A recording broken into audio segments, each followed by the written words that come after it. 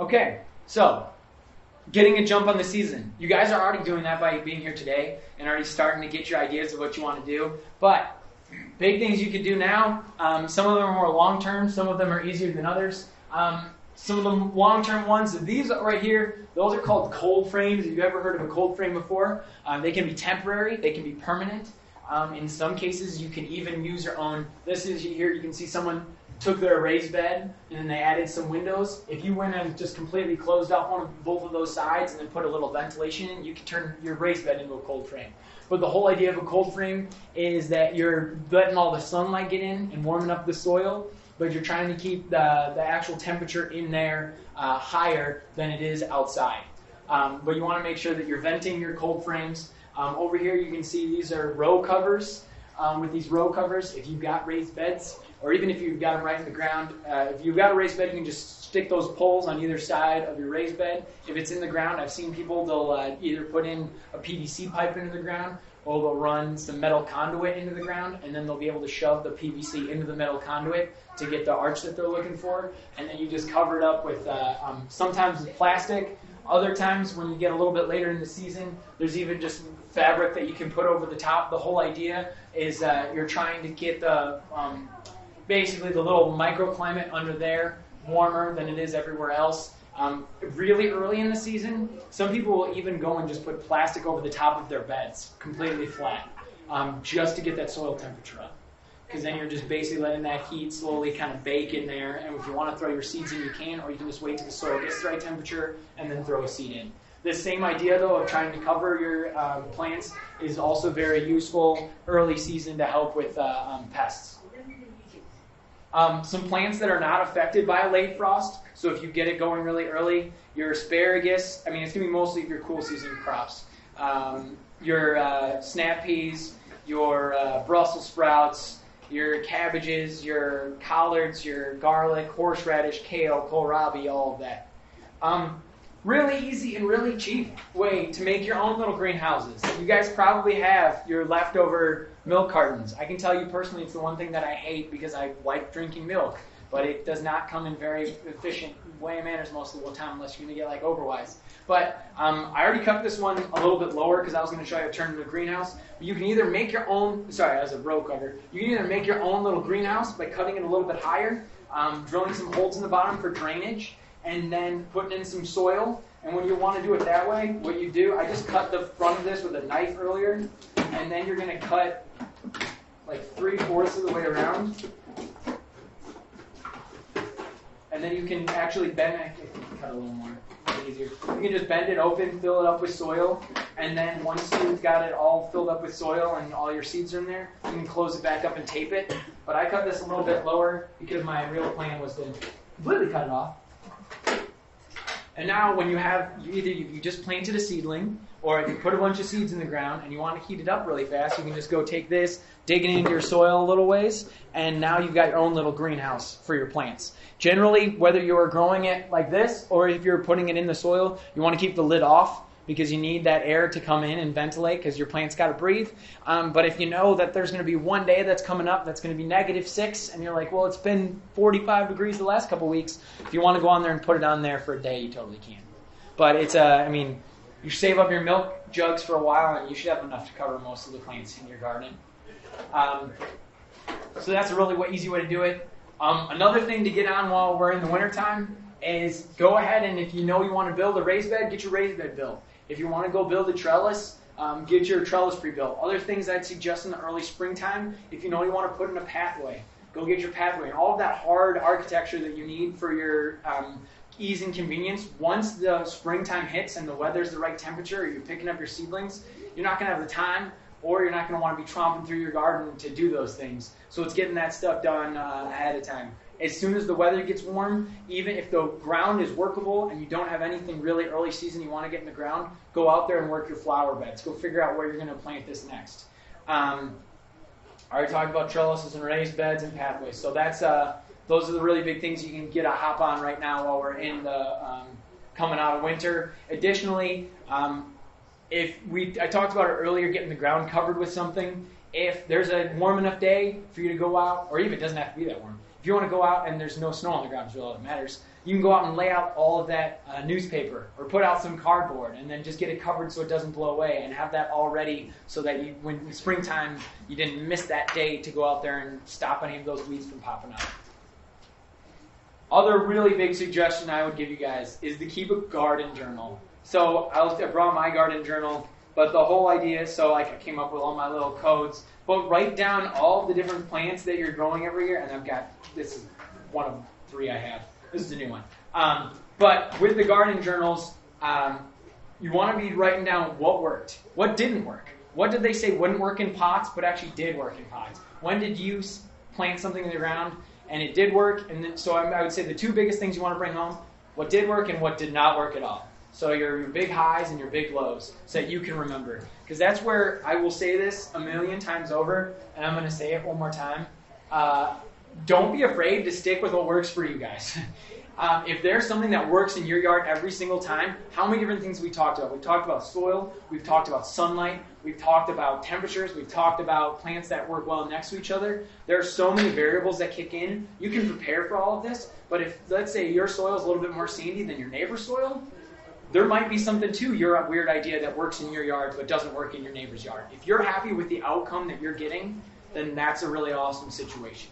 I can tell you, I know people where they don't want their plants to get super big or to have an overabundant harvest. They want enough for them to eat and them to give to their neighbors, and that's it. So they keep them in pots that are a little bit smaller because they don't want their tomatoes to make 45 tomatoes. They want 22 tomatoes. So you can kind of restrict what you're looking for. Oh man, I said pen instead of spend. No matter how much time you spend on your plan, you got to understand it's the real world. We don't know when it's going to snow, when it's going to rain. You just got to roll with the punches. Make your plan and prepare, but then be ready to mess it up.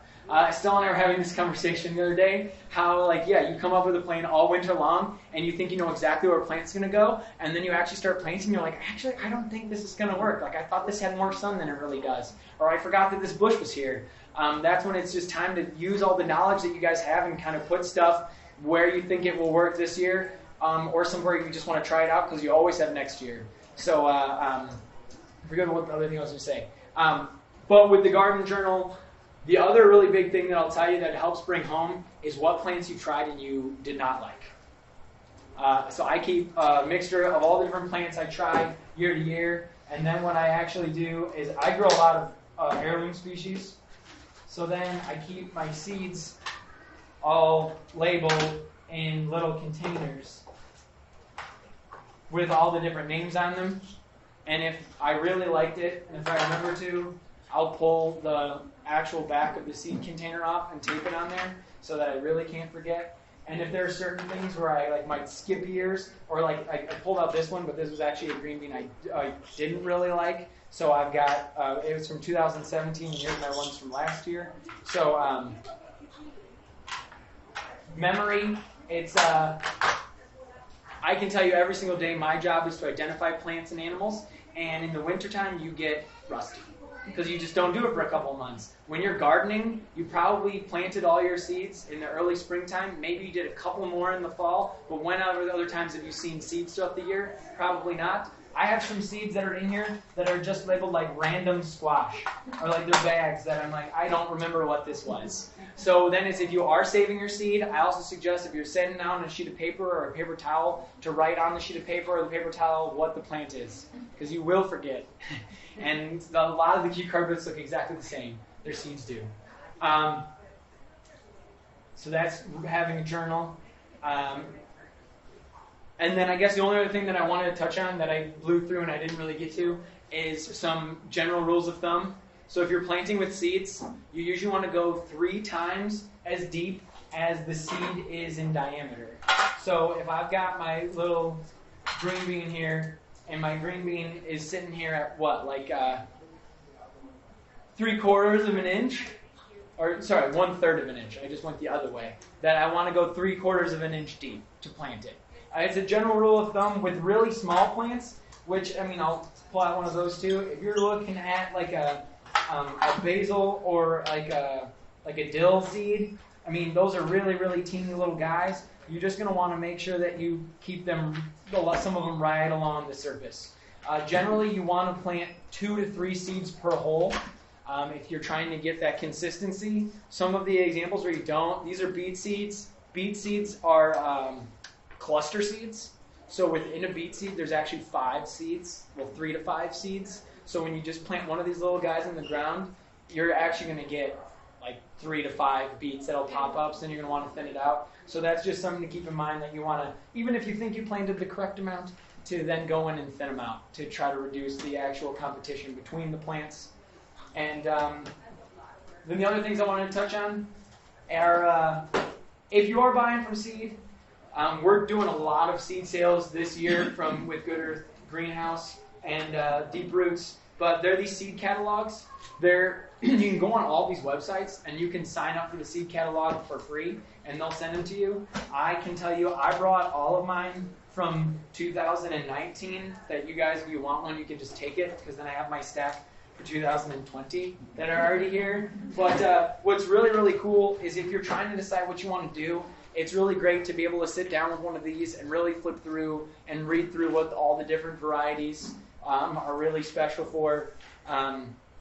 We, every year with Deep Roots, what are you talking about this list? Yeah. Every year with Deep Roots, we try to pick some varieties that are either decently easy, or they have really good resistance to bugs or disease, or they're just really, really interesting. So when you guys are on your way out, there's these blue sheets up here and in the back. But these are all the seedlings that we're going to have this year with Deep Roots that you can buy as, they're going to be seedlings in what, 3-inch pots?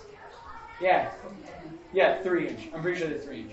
So they're 3-inch pots, so you're looking at a pretty decent sized little seedling that you'll be able to get through Deep Roots. So you've got Italian basil, one of the new broccolis, cucumber, eggplant, kale, peppers, both like a bell pepper and a poblano pepper, rosemary, sage, the sage that is a perennial here in Zone 5, sorrel, squash, Swiss chard, tomato, and then 4 different types of tomatoes. And then we're selling a bunch of seeds as well. But